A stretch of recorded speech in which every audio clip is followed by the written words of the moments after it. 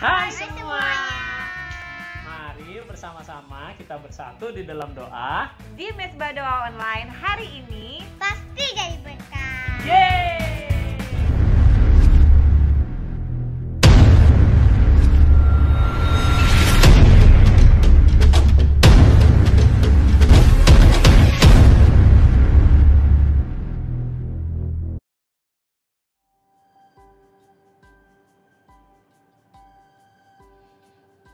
Shalom, sudah siap bersatu di dalam mezbah doa? Mari berikan yang terbaik untuk Tuhan. Kita siapkan tubuh, hati, dan pikiran kita berfokus kepada Tuhan.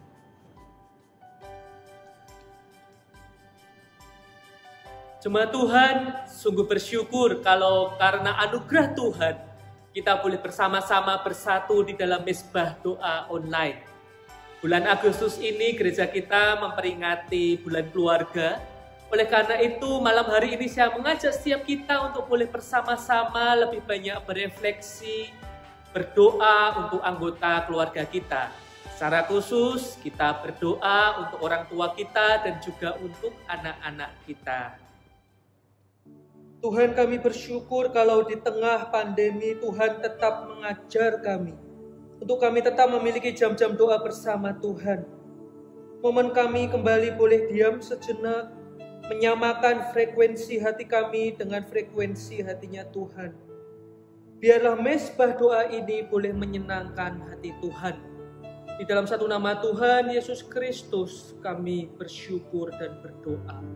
Amin.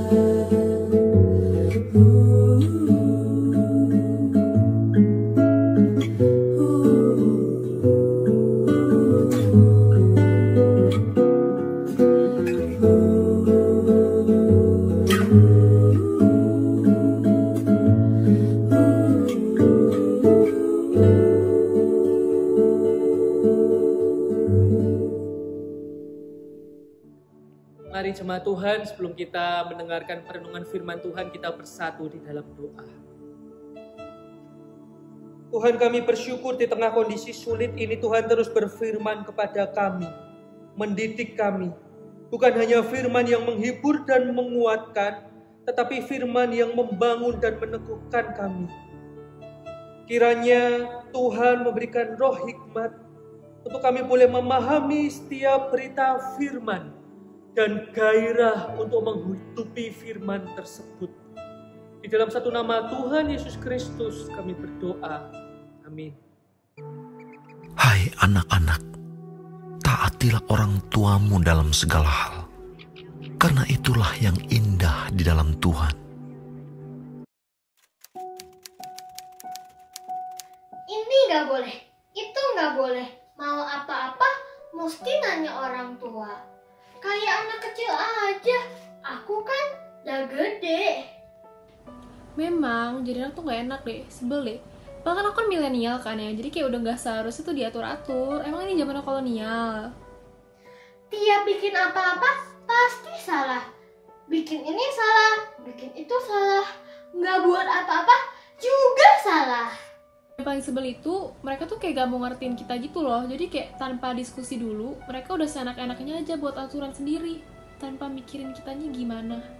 Meskipun menurut merekanya kayak baik, tapi menurut kita kan belum pasti pas gitu kan. Aku kan bukan robot yang harus nurut, disuruh itu, disuruh ini. Sebel deh, jadi bad mood kan. Malas jadinya kalau kayak gini. Sebenarnya tuh maunya tuh mereka tuh apa? Bapak Ibu Saudara menyaksikan cuplikan video tadi. Adakah kita juga merasakan pergumulan yang serupa? Rasa-rasanya sebagai anak itu begitu sulitnya untuk menghormati orang tua dengan tulus. Mungkin karena kita punya memori yang kurang baik, yang tidak mengenakan. Entah itu karena perbuatan orang tua ataupun karena perkataan orang tua yang membekas di hati kita, meninggalkan luka di hati kita. Bapak Ibu Saudara, seolah-olah kita tuh punya syarat yang harus dipenuhi terlebih dahulu agar kita bisa menghormati orang tua dengan tulus dan juga benar. Aku pasti hormat kok sama orang tua kalau mereka gak suka ngomel, kalau mereka itu lebih sabar, kalau mereka itu lebih baik, lebih peduli. Andai kata orang tuaku itu lebih kaya, menyediakan ini dan itu, pasti aku menghormati orang tua. Bapak Ibu Saudara, keluarga Kristen selalu berbicara mengenai iman dan juga kasih. Maka dalam Kolose 3 ayat 20 juga mengatakan bahwa anak-anak harus menaati orang tua. Ada bukti kasih di sana. Dan itulah yang indah di hadapan Tuhan. Itu yang berkenan di hati Tuhan berdasarkan iman. Perintah menghormati orang tua ini kalau kita lihat di bagian Alkitab Kejadian, perintah ini begitu penting. Dalam budaya Yahudi, perintah untuk menghormati orang tua ini diletakkan sebagai perintah tertinggi di antara jajaran perintah yang mengatur relasi horizontal antar manusia. Perintah kelima dari 10 perintah Allah. Hormatilah ayahmu dan ibumu, supaya lanjut umurmu di tanah yang diberikan Tuhan Allahmu kepadamu. Kita dapat lihat bahwa di sana hanya tertulis hormatilah ayahmu dan ibumu. Tidak ada bintang kecilnya di sana, tidak ada syarat dan ketentuan berlaku. Di sana tidak tertulis hormatilah ayahmu dan ibumu jikalau ada tulisan kecil di bawahnya, jikalau mereka baik juga kepadamu. Hormatilah ayahmu dan ibumu kalau mereka terlebih dulu sayang padamu. Hormatilah ayahmu dan ibumu jikalau engkau dilahirkan di keluarga yang kaya raya 7 turunan. Artinya apa? Kita harus menghormati ayah dan ibu kita tanpa syarat. Dan menghormati ini juga bukan bentuk ketaatan yang karena keterpaksaan. Kalau kita lihat di ayat 20, Kolose 3:20, frase yang indah di dalam Tuhan itu menunjukkan bahwa ada satu bentuk ketaatan yang dimotivasi karena kasih kita kepada Tuhan. Jadi kasih kita kepada Tuhan itu mendorong kita untuk boleh menghormati orang tua kita dengan tulus, dengan benar. Anak-anak perlu mempercayai dan mempercayakan diri mereka kepada orang tua. Tentu saja asumsinya ada di sini adalah orang tua yang berbuat baik, orang tua yang sudah bertindak benar, Orang tua yang perintahnya tidak bertentangan dengan perintah. Kesadaran bahwa orang tua adalah titipan Allah seharusnya mendorong kita sebagai anak untuk dapat menerima dan menghormati orang tua dengan hikmat dari Allah. Jemaat Tuhan, inilah kerinduan hati Tuhan. Untuk kita boleh menghormati orang tua kita tanpa syarat. Karena orang tua adalah titipan Allah. Menghormati orang tua sebagai bentuk kita juga menghormati Allah kita. Ternyata Papa dan Mama sayang padaku. Mereka selalu menyediakan yang terbaik untukku. Semakin hari aku semakin dewasa. Semoga pada waktunya nanti aku bisa membalas semua cinta kasih mereka. Sama seperti orang tua mengasihi aku juga harus menghormati mereka tanpa syarat. Baiklah, aku pun mengerti. Bagaimanapun cara mereka mengasihi aku, itu semua pasti demi kebaikanku. Karena mereka memelihara aku, mengasihiku, itu pun semua sebagai titipan Allah. Keluarga itu titipan Allah. Keluarga itu titipan Allah. Bapak Ibu Saudara, saat ini mari kita mengambil waktu untuk boleh mendoakan orang tua kita. Baik itu orang tua fisik di rumah, atau mungkin bagi kita yang orang tua kita sudah berpulang, kita doakan orang yang kita tuakan, orang yang kita hormati, mungkin orang tua rohani kita. Yang pertama, mari kita bersyukur kepada Tuhan. Untuk orang tua yang sudah Tuhan pilih, membesarkan kita, mendidik kita dengan penuh kasih sayang. Apapun bentuk pola asuh, apapun bentuk kasih sayang versi mereka yang mereka berikan kepada kita, mari kita bersyukur akan hal itu. Mari kita berdoa.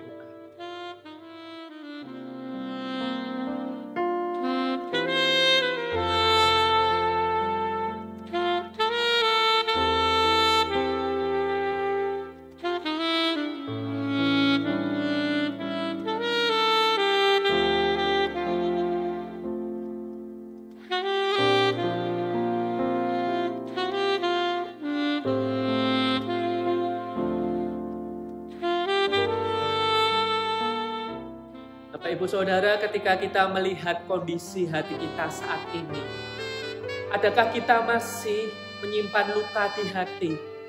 Mungkin karena pola asuh orang tua di masa lalu. Karena perkataan, perbuatan mereka kita terluka dan itu membekas.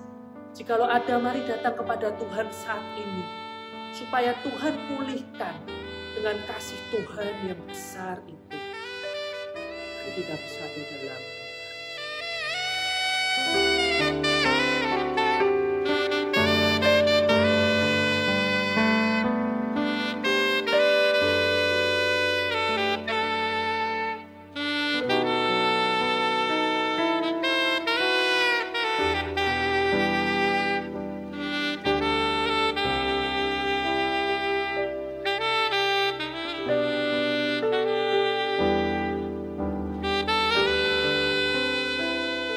Mari saat ini kita juga doakan kesehatan mereka. Terutama di masa-masa COVID seperti ini, kesehatan orang tua rentan. Mari kita doakan. Selain kesehatan jasmani, kita juga doakan kesehatan spiritual. Adakah orang tua kita sudah mengenal pribadi Yesus? Sudah mengalami kasih Allah dalam hidup mereka? Mari kita berdoa.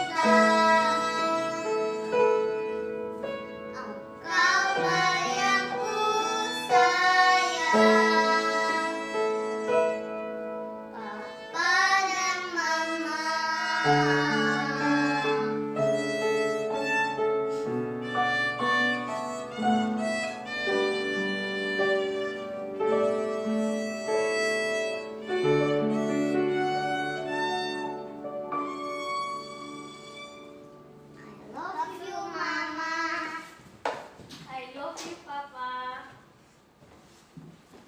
Hai bapak-bapak, janganlah sakiti hati anakmu, supaya jangan tawar hatinya.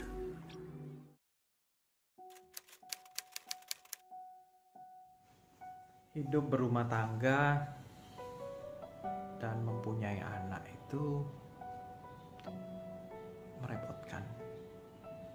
Sudah tidak ada lagi me time, tidak ada waktu lagi untuk bersenang-senang hangout dengan teman-teman. Sebagai orang tua, kita jadi punya tanggung jawab yang berbeda. Seolah-olah hidup ini bukan milik aku lagi. Anak di sekolah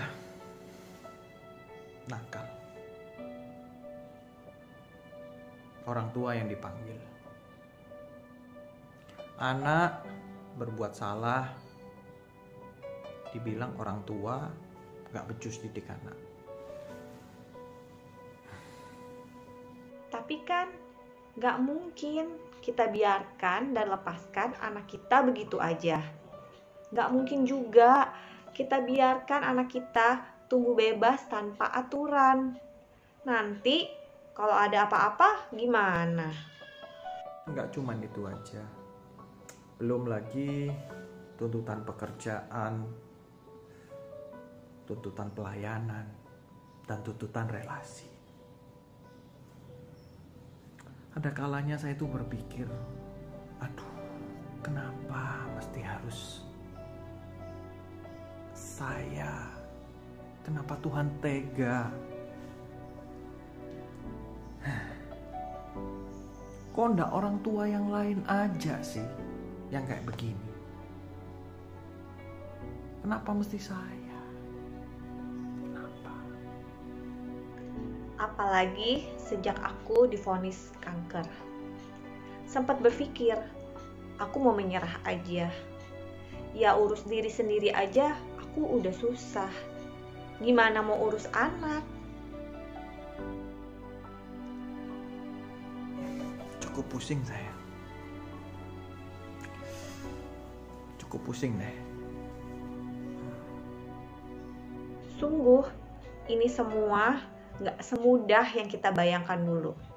Bapak Ibu Saudara, sekarang giliran kita para orang tua. Ketika menyaksikan video tadi, adakah kita juga merasakan pergumulan yang sama? Tuntutan yang besar sebagai orang tua yang harus mendidik membesarkan anak. Aduh, rasanya kalau bisa nyerah-nyerah deh. Bapak Ibu Saudara, sadarkah kita Mazmur 127 menuliskan bahwa sesungguhnya anak-anak lelaki adalah milik pusaka Tuhan. Lalu kita berkata, loh itu kan anak cowok miliknya Tuhan. Terus anak cewek miliknya siapa? Tentu dalam terjemahan literalnya kata yang dipakai bukan anak-anak lelaki, boys, tetapi children, anak-anak, semua anak. Hanya karena budaya patriarkal pada waktu itu, maka seringkali memang anak-anak lelaki yang disebutkan. Saudaraku, inilah kerinduan hati Tuhan. Tuhan menghendaki agar setiap orang tua mengasihi dan mendidik anak yang dititipkan olehnya dengan kasih dari Tuhan. Tapi fakta apa yang terjadi di lapangan? Survei yang diadakan oleh Bilangan Research Center menemukan 1 dari 5 remaja Kristen di Indonesia merasa orang tuanya tidak pernah memberikan perhatian pada pertumbuhan pribadinya.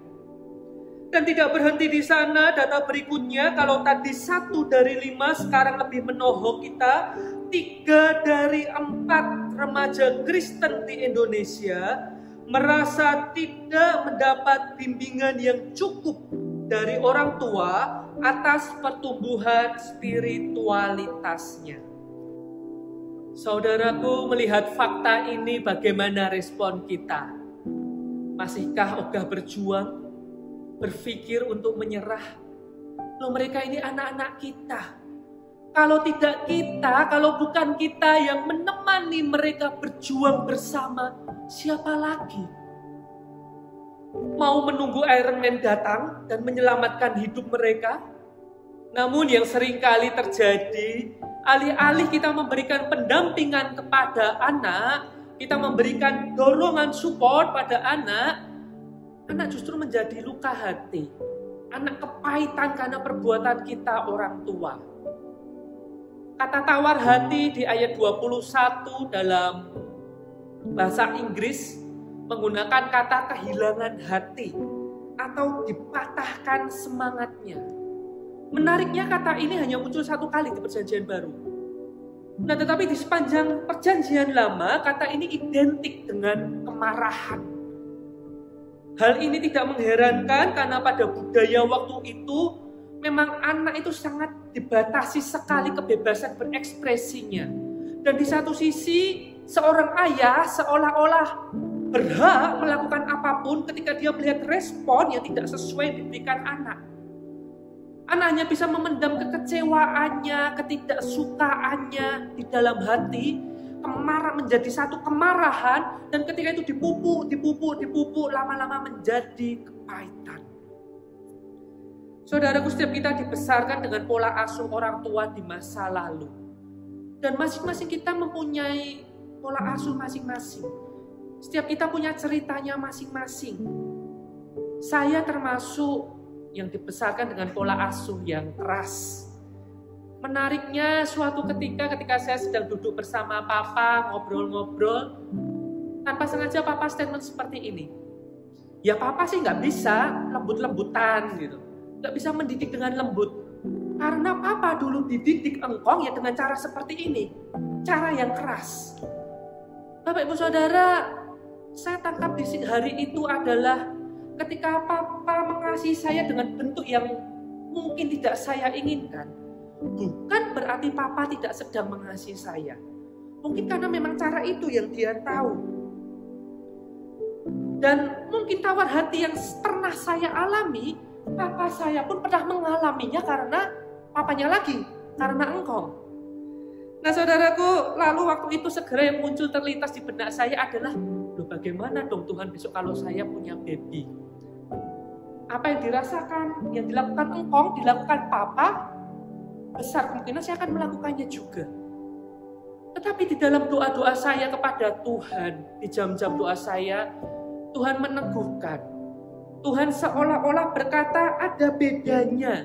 Yang membedakan adalah sekarang ketika engkau belum punya baby, aku sudah menegaskan kepadamu bahwa kalau engkau punya baby, itu anak titipanku. Seolah-olah Tuhan ingin berkata kepada saya, anakmu kelak adalah anakku. Anakmu Ron adalah titipanku. Kesadaran bahwa anak-anak adalah titipan Allah seharusnya mendorong kita sebagai orang tua untuk dapat menerima dan mengasihi anak-anak dengan kasih dari Allah. Berita baiknya, Tuhan bukanlah Tuhan yang memberikan kepercayaan kepada kita untuk membesarkan anak lalu kabur meninggalkan kita begitu saja. Tetapi Dia Tuhan yang memberikan kita hikmat, memampukan kita untuk boleh mendidik setiap anak yang dipercayakan kepada kita sesuai dengan firman-Nya. Saudaraku, jangan menyerah. Jangan biarkan anak-anak kita bergumul sendirian, berjuang sendirian, bertumbuh di dalam kesepian, keputusasaan, atau justru bertumbuh dengan luka-luka di hati. Mari kita lihat kembali bahwa mengasuh anak adalah hak istimewa. Satu berkat istimewa yang Tuhan anugerahkan kepada kita. Mendidik anak adalah satu hal yang indah. Karena anak adalah titipan Allah.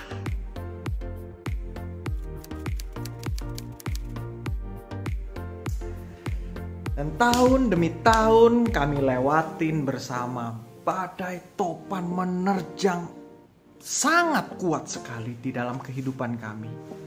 Tapi Tuhan selalu ada di setiap waktu dan pegang erat kami semua.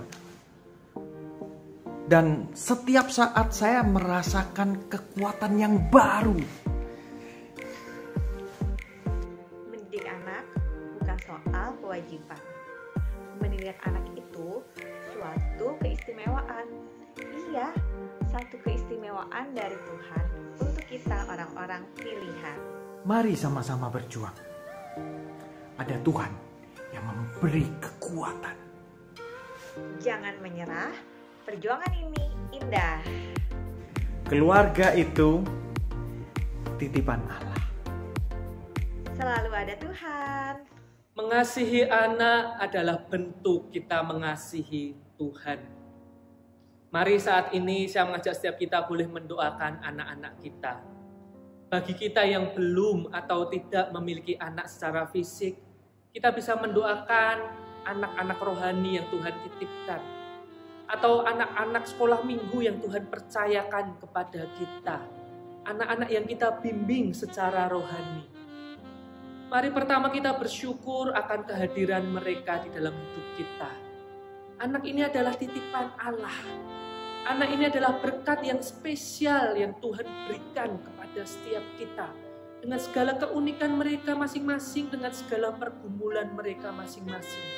Bahkan dengan segala kejatuhan mereka masing-masing. Mari kita mengucap syukur.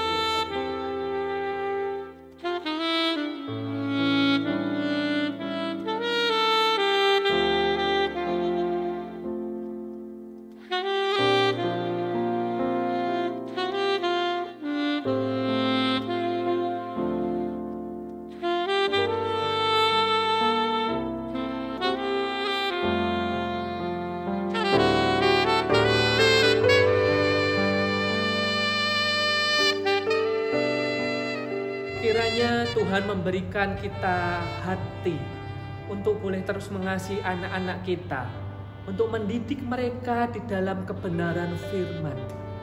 Karena kita punya tanggung jawab itu. Ketika kita dititipkan anak oleh Tuhan, kita punya tanggung jawab untuk mengenalkan mereka pada kasih Kristus, mendorong mereka mengalami perbuatan-perbuatan Tuhan di dalam hidup mereka. Gap generation itu ada. Perbedaan teknologi sekarang membuat kita punya jarak, ada keterbatasan-keterbatasan. Kita yang punya kesulitan-kesulitan itu, mari kita datang pada Tuhan. Kiranya Tuhan yang memberikan hikmat dan kemampuan. Tuhan yang menetapkan, Tuhan yang memperlengkapi. Mari kita berdoa.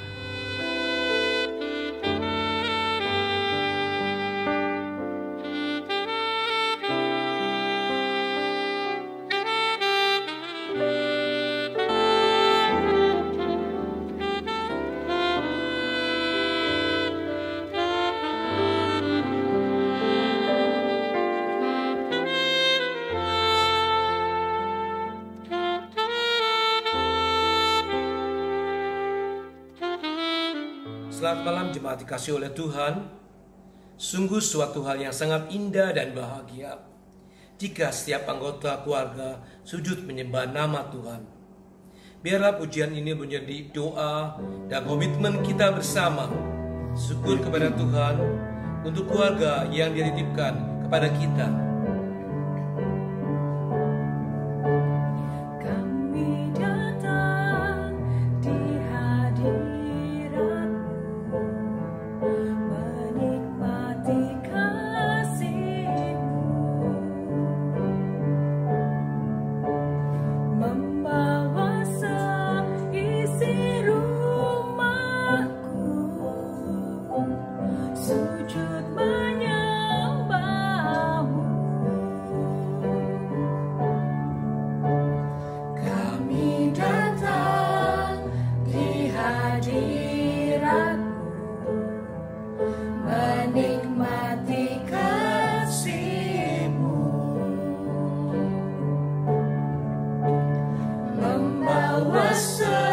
Isi rumahku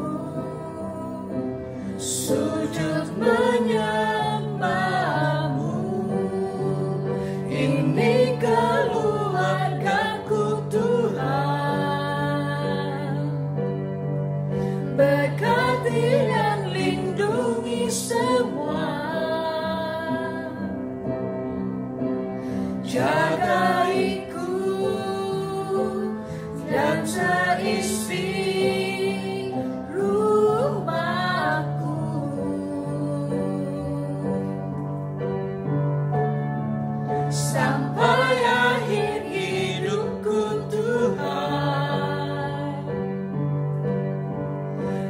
mau setia melayanimu. Ku bahagia jadi keluarga Allah.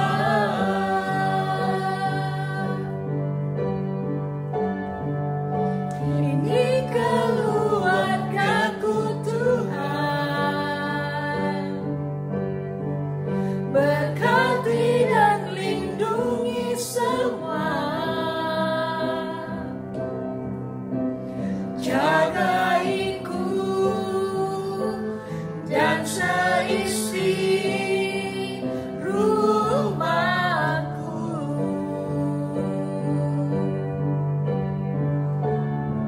Sampai akhir hidupku Tuhan,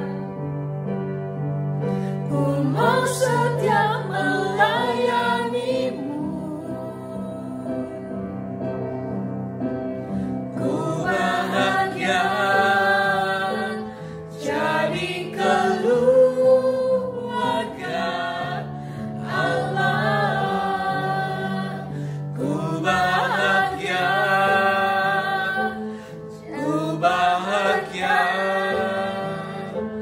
jadi keluarga Allah.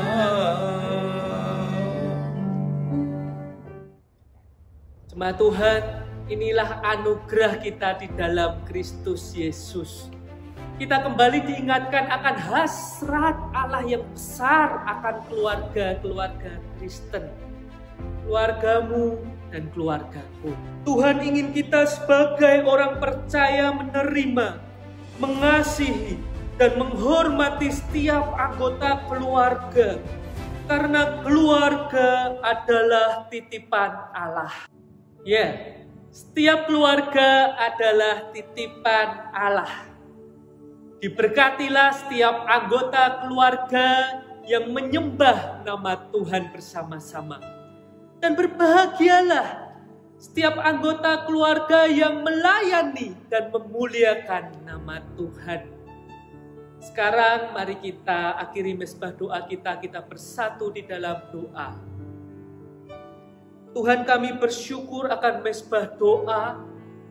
Kami bersyukur kami kembali diingatkan akan hasrat Tuhan yang besar. Bahwa Tuhan menaruh hati kepada setiap keluarga-keluarga Kristen. Bahwa kami tahu kami tidak berjuang sendiri. Tetapi ada Tuhan yang mendorong kami dan memampukan kami untuk boleh mengerjakan hak istimewa ini. Kami bersyukur akan hal itu. Dan sekarang kami menerima berkat Tuhan. Tuhan yang menetapkan setiap keluarga-keluarga Kristen. Tuhan akan melindungi setiap anggota keluarga kita dan selalu memberikan damai sejahtera. Tuhan yang menitipkan setiap anggota keluarga pada kita. Tuhan juga akan memberikan kepada kita kasih karunia untuk dapat mengasihi mereka sebagaimana Tuhan mengasihi mereka sekarang dan sampai selama-lamanya. Amin.